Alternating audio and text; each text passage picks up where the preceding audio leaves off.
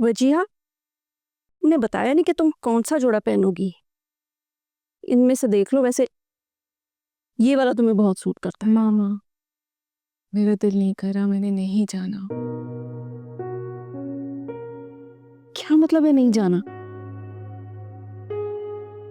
तुम्हारी इद्दत खत्म हो गई है और बड़े भाईजान ने सिर्फ तुम्हारे लिए ही खाना रखा है, सबको बुलाया है। मैंने आपको कहा ना, मुझे नहीं जाना है।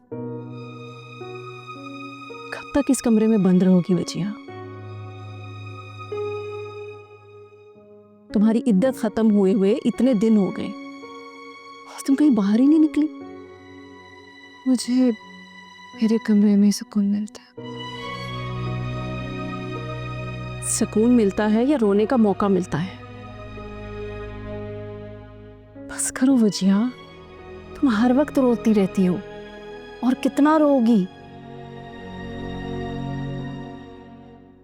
मेरी जान, एक शख्स पर ही जाकर जिंदगी खत्म नहीं होती। सारी दुनिया वहाज की तरह सेल्फिश नहीं है। अपने आप को देखो, तुमने अपनी हालत क्या बनाई हुई है। मेरी जान, तुम जवान हो, खूबसूरत हो, अभी तो तुम्हारी जिंदगी शुरू हुई है। मगर मुझे ऐसा लगता है कि सब खत्म हो गया। जब तक तुम इस चार दीवारी से नहीं निकलोगी, तुम्हारी सोच कभी नहीं बदलेगी। अपनी जिंदगी को फिर से जीना सीखो वजिया। आप ठीक कह रही हैं, मगर मामा। अगर मगर कुछ नहीं, मैं तुम्हारा सूट निकाल रही हूँ, तुम्हारे मामू तुम्हारा इंतजार कर रहे हैं। बचिया, अपने अलावा भी किसी का सोचना चाहिए। तुम नहीं जाओगी तो उन्हें कितना बुरा लगेगा। मेरा ख्याल है तुम्हें ये पहनना चाहिए। ये कलर बहुत डार्क है मामा, मैं नहीं पहनूंगी। क्यों नहीं पहनना? तुम्हें तो डार्क कलर्स बहुत पसंद हैं। ये पसंद बदल गई है। अच्छी बात है, मैं भी चाहती हूँ कि तुम्हारी पसंद बदल जाए। अच्छा खैर छोड़ो, ये पिंक पहन लो। ये लो, ये कलर तुम पर बहुत जचेगा। ये लो मेरी जान, पकड़ो ना। और थोड़ा सा मेकअप भी कर लेना। हम किसी के घर मेहमान बन के जा रहे हैं तो ऐसी सूरत लेकर जाना अच्छा नहीं लगता। चलो मेरी गुड़िया।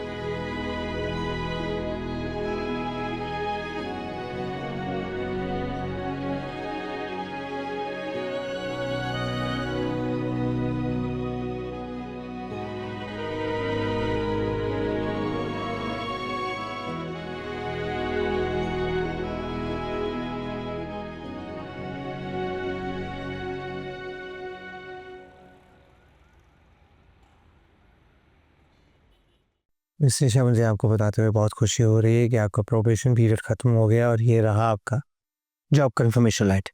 Thank you so much sir, thank you. मुझे पूरी उम्मीद है कि आप मेरे काम से बहुत मुतमईन होंगे। जी बिल्कुल, आपके काम से बहुत मुतमईन हूँ, लेकिन सिर्फ एक मसला है। कैसा मसला सर? देखिए मिस निशा, आप बहुत ज़हीन हैं, आप बहुत मेहनती हैं और आप अपने सारे काम बखूबी निभाती हैं, लेकिन कॉन्फिडेंट होने में और ओवर कॉन्फिडेंट होने में फ़र्क होता है। सर अब ये तो ऐसा है ऐसा ही है। देखिए, आज बहुत खुशी का दिन है आपके लिए और मैं कुछ ऐसा नहीं कहना चाहता जिससे आपका दिल ख़राब हो,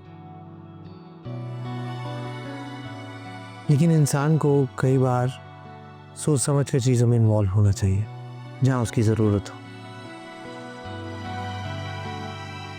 और आप नॉर्मली उन चीज़ों में इन्वॉल्व हो जाते हैं जिनमें आपकी ज़रूरत नहीं होती। Thank you so much sir, आपने मुझे समझाया, मैं बिल्कुल समझ गई और मैं इस पर काम करूँगी और मैं नेक्स्ट टाइम से इस बात का ख्याल रखूँगी। आपको पता है सर, मेरी अम्मी आपको बहुत सारी दुआएं देती हैं, आपकी वजह से मुझे जॉब मिली है ना, तो बस थैंक यू सर। मुझे उम्मीद है आप फ्यूचर में इससे अच्छा काम करें। और आपके लिए एक और अच्छी न्यूज़, आपकी बेसिक पे में 25% इंक्रीमेंट हुआ है कंपनी की तरफ से, और कुछ बेनिफिट्स भी हैं जो एचआर आपको बता देगा। हाँ sir, thank you so much, मतलब ये तो बहुत खुशी की बात है सर। तो आज फिर लंच मेरी तरफ से। मेरा लंच का मूड नहीं है, आप बाकी कोलीग्स के साथ सेलिब्रेट कर सकती हैं, आप इंजॉय करें। नहीं सर, उनके साथ तो मैं बिल्कुल करूँगी, लेकिन आपका होना बहुत इम्पोर्टेंट है सर, तो आप भी आए साहब। इस निशा, मैंने अभी थोड़ी देर पहले आपको कुछ समझाया था। क्या सर? कुछ नहीं, आप वो कुछ ईमेल्स थी मैंने आपको कही थी, वो प्लीज़ जाकर चेक कर लें। ओके सर, लेकिन आज ना सही, कल तो हम लंच पे जा सकते हैं ना? इस निशा, जी सर। सर आप कहीं बाहर नहीं जाना चाहते तो हम यहाँ पर भी ऑर्डर कर सकते हैं। ओके सर, मैं समझ गई, आप यहाँ भी ऑर्डर नहीं करना चाहते, कोई बात नहीं, आप बाहर भी नहीं जाना चाहते, यहाँ भी ऑर्डर नहीं करना सर। लेकिन वो अम्मी ने आज ना आलू कोफ्ते भेजे, हम वो, ओके सर मैं समझ गई, आप वो भी नहीं खाना चाहते। मेरे ख्याल से अब मुझे चलना चाहिए। जी, मैं फ़ोन ले लेती हूँ अपना। Thank you sir. Okay sir. Sir वो, लेकिन अगर आपका भूख लगे, ओके सर।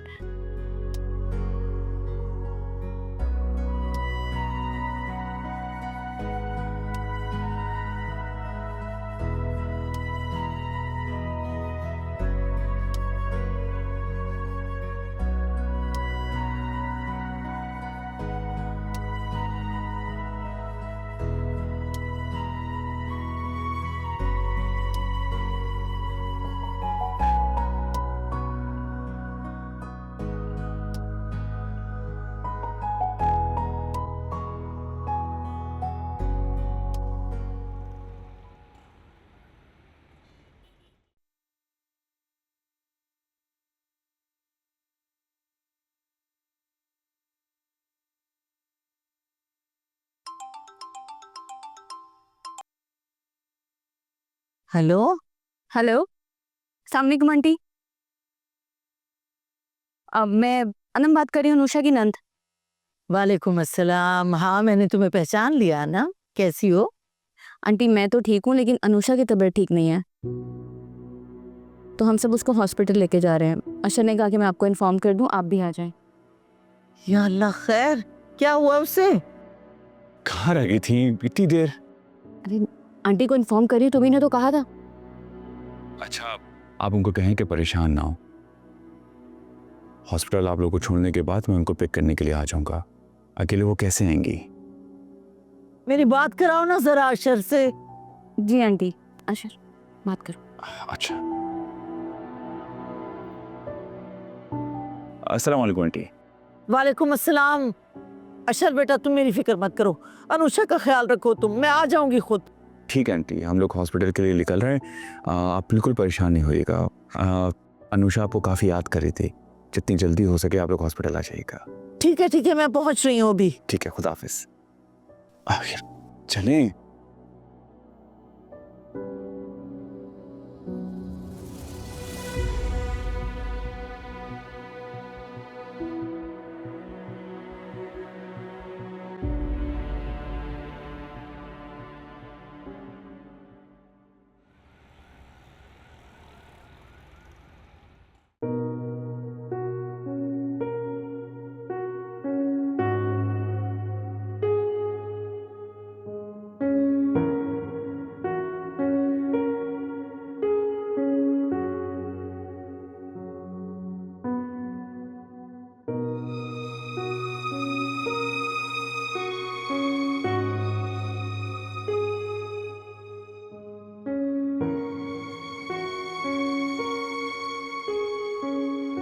मुझे पता है तुम बहुत तकलीफ में हो इस वक्त,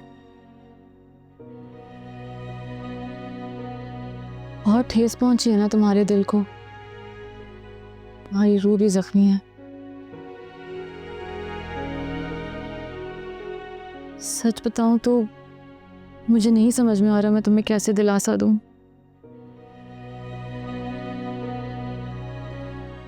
मैंने कभी नहीं सोचा था कि वह आज मुझे यूं आधे रास्ते में छुप देगा।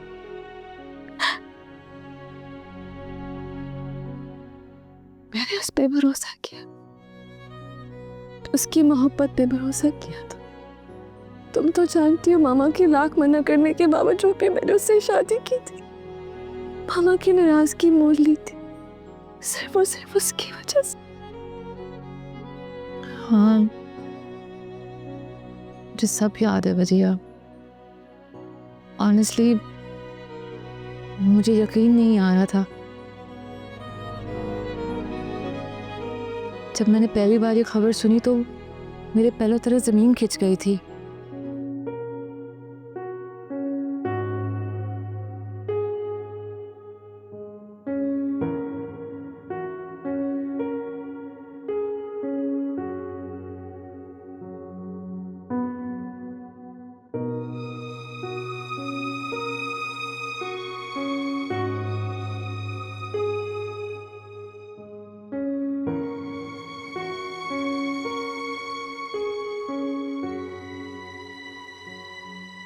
वजिया, यहाँ क्या कर रही हो? कुछ भी नहीं, बस ऐसे ही मेरा दिल घबरा रहा था तो इधर बाहर आ गए। पता है जब आज भी बहुत गुस्सा चढ़ रहा,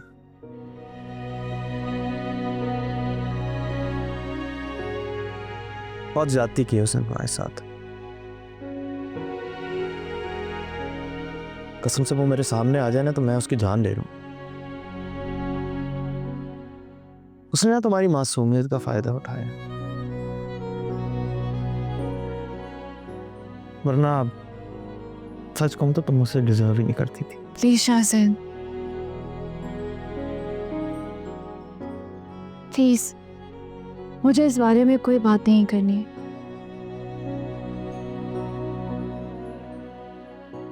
जो कुछ भी हुआ है वो मेरे नसीब में था, अच्छा या बुरा उसे कोई नहीं बदल सकता। नहीं, ये तो तुम्हारा बड़ापन है, तुम इतनी अच्छी हो। कितना सब कुछ होने के बावजूद तुमने उसे माफ कर दिया। माफ नहीं किया है मैंने उससे। हाँ, करना भी नहीं चाहिए। सच कहूं तो नहीं करना चाहिए। उसने तब सब कुछ तुमने उसे सौंप दिया, इतनी मोहब्बत की तुमने उससे। शाहजैन,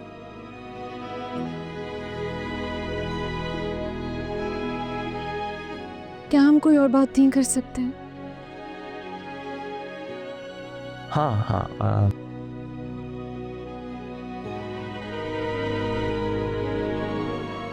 श्योर, क्यों नहीं। अगर मेरी किसी भी बात से तुम्हें तकलीफ पहुंची तो आई एम रियली सॉरी। मैं ऐसा नहीं चाहता था।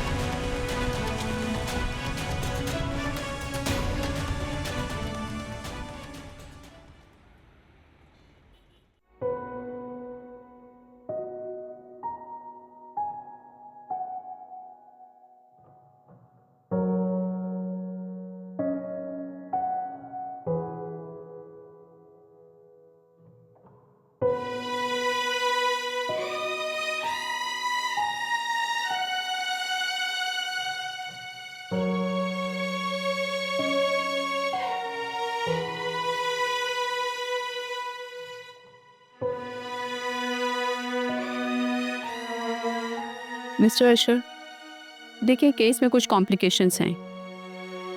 आप पेपर साइन करने होंगे आपको कुछ, ताकि हम पेशेंट का सी सेक्शन कर सकें। सी सेक्शन कैसे होगा डॉक्टर? सब कुछ तो नॉर्मल था, आप ही ने तो कहा था। देखिए मैम, अचानक क्या हो जाए कुछ कहा नहीं जा सकता।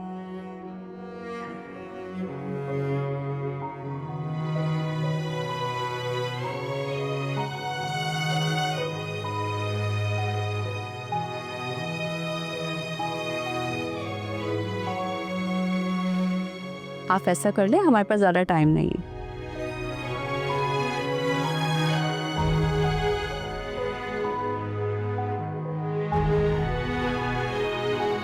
आप रिसेप्शन पर जाएं और पेपर साइन कीजिए, ताकि हम ऑपरेशन स्टार्ट कर सकें। Excuse me. अशर, क्या सोच रहे हो? जाओ। जाओ बेटा, साइन तो करने होंगे।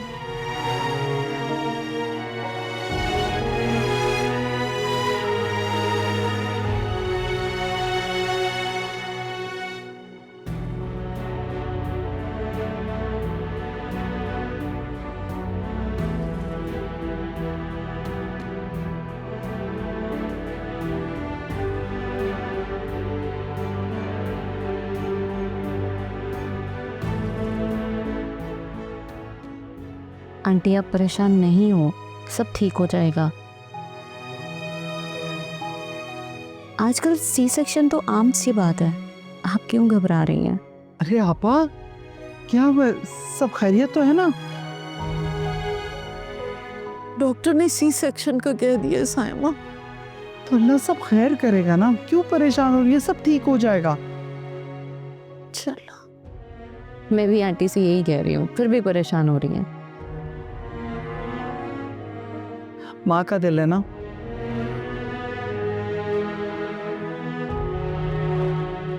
अपनी औलाद को तकलीफ में देख के कैसे सुकून में आ सकता है?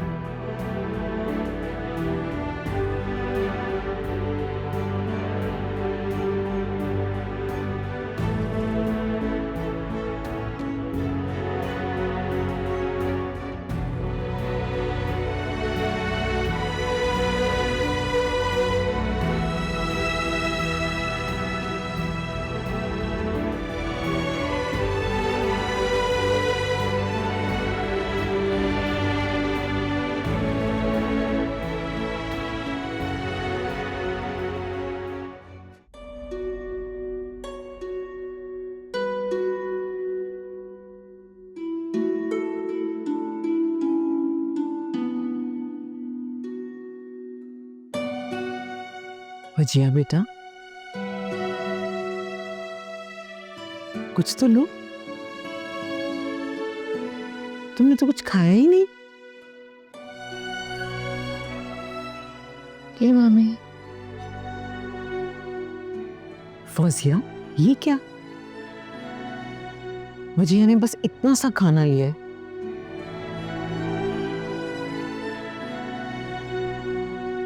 उसकी सेहत तो देखो कितनी कमजोर हो गई है।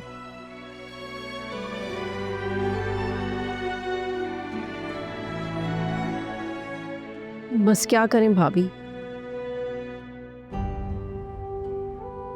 वजिया तो जरा अपना ख्याल नहीं रखती।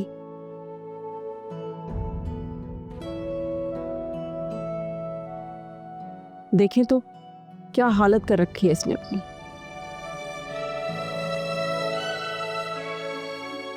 बेटा ये तो बहुत बुरी बात है।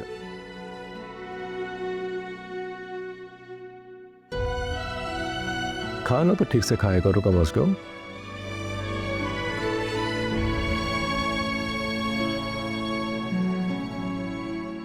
मैं देख रहा हूं तुम अपनी सेहत का बिल्कुल ख्याल नहीं रखते। मुझे ये कबाब लो ना प्लीज।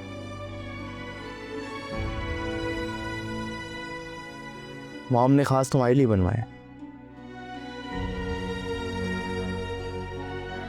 जी हाँ बेटा, कुछ तो बोलो, जब से आई हूँ इतनी खामोश खामोश हो। क्या बोलोगे मामी? जो तुम्हारा दिल करे वो तुम बोलो। हम सब तुम्हारे अपने हैं, कोई गैर थोड़ी है।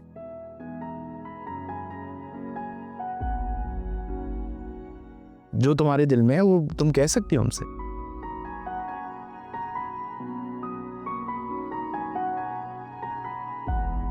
दरअसल ये घर में भी इसी तरह रहती है।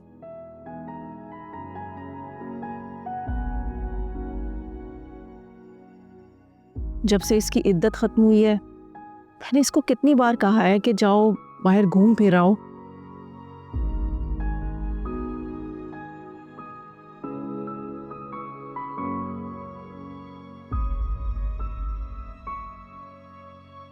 लेकिन ये जाती नहीं है।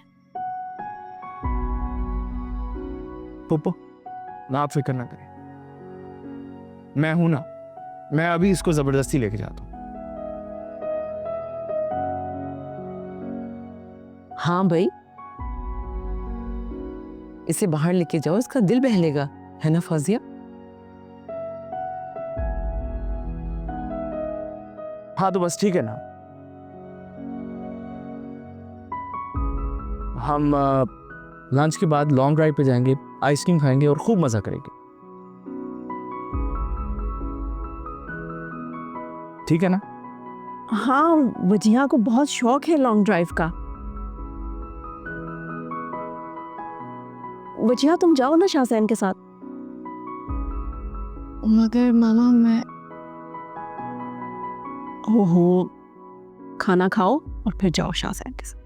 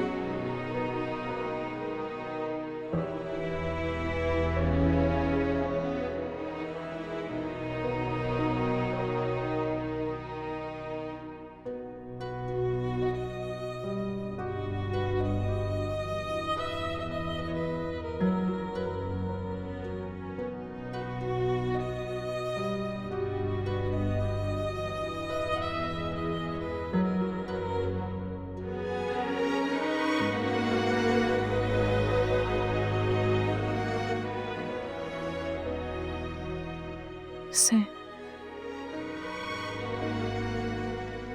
जी सर, कोई काम था आपको?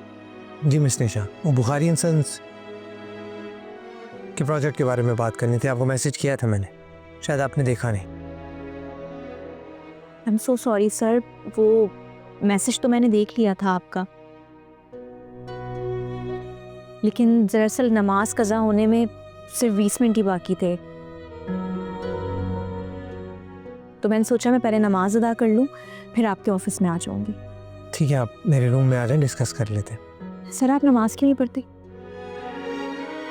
Excuse me. I am sorry sir,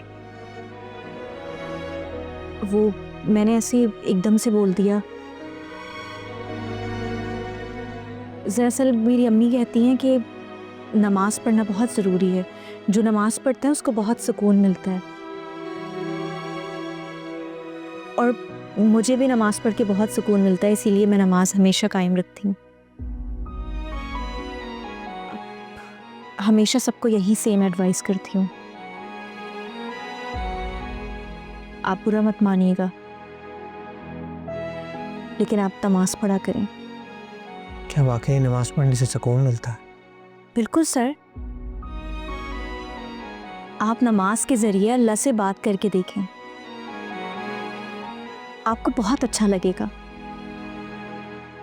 ठीक है, मैं आपके इस मशवरे पर अमल करूंगा। आप मेरे कमरे में आते हैं, फिर हम डिस्कस करते हैं प्रोजेक्ट के बारे में। बिल्कुल ठीक है सर, मैं प्रेजेंटेशन पे एक नज़र डाल लूँ, फिर मैं आपके ऑफिस में आ जाती हूँ। जब तक आप चाहें तो नमाज़ पढ़ सकते हैं, अभी भी नमाज कज़ा होने में 15 मिनट हैं। सर चाय नमाज तो ले जाए।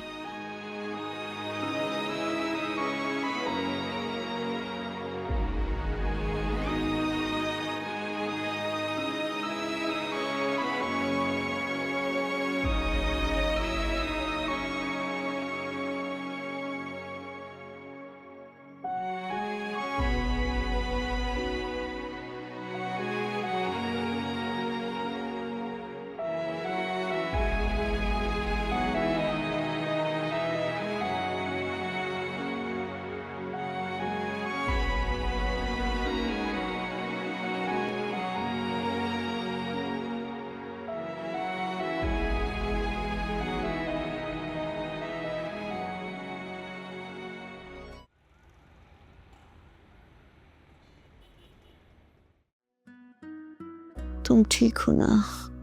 जी अम्मी। सच में आप, हाँ,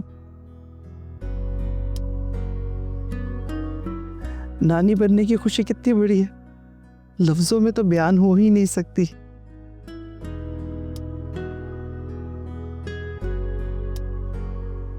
बिल्कुल सही कह रही हो साइमा।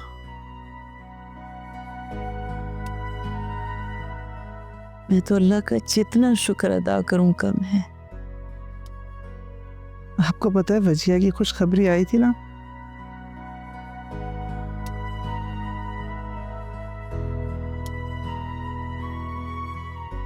मैं भी बिल्कुल ऐसे ही खुश थी।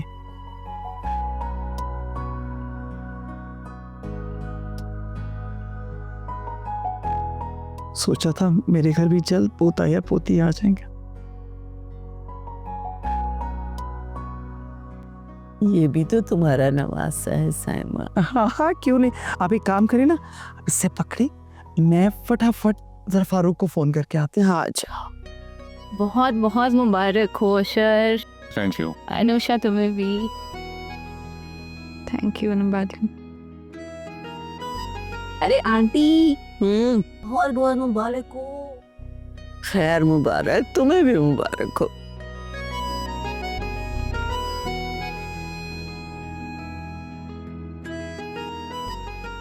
आप खुश हैं ना अशर?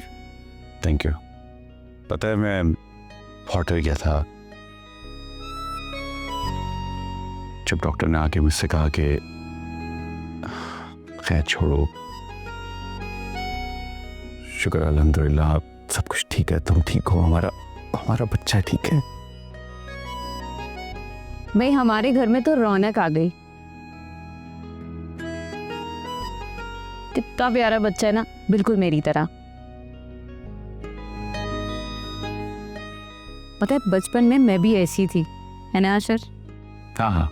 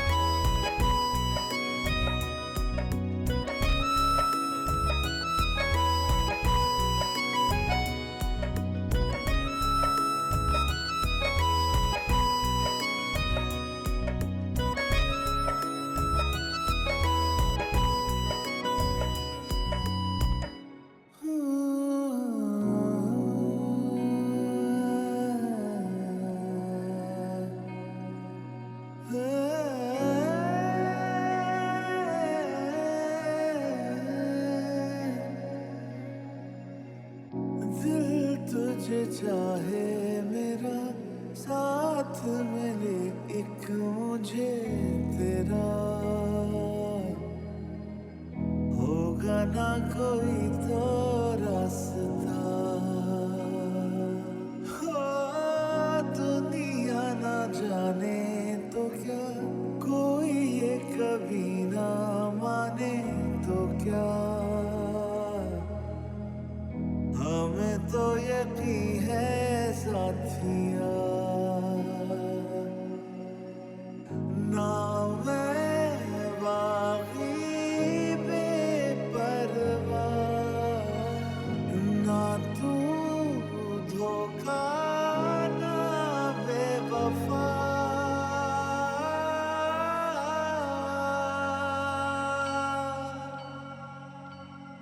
रे पिया क्या मैं करूं, बादल तो है बरसे ना क्यों।